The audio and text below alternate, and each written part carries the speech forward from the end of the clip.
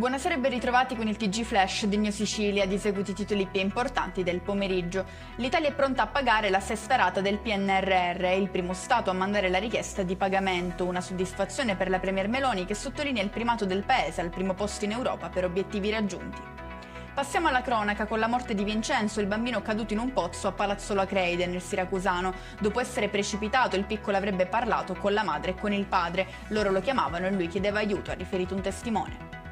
Sparatoria nel quartiere Brancaccio di Palermo, ferito un 59enne che mentre era intento a passeggiare sarebbe stato raggiunto da un colpo di arma da fuoco alla gamba.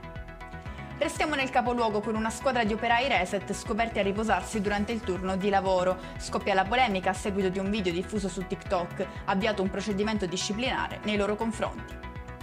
Chiudiamo con il meteo, si prevede un weekend rovente in Sicilia, i picchi più alti si registreranno a Caltanissetta e Trapani. La Protezione Civile ha diramato un'allerta incendi arancione per tutta l'isola. E con questo è tutto, prossimo appuntamento domani alle 13:30, grazie per averci seguito, arrivederci.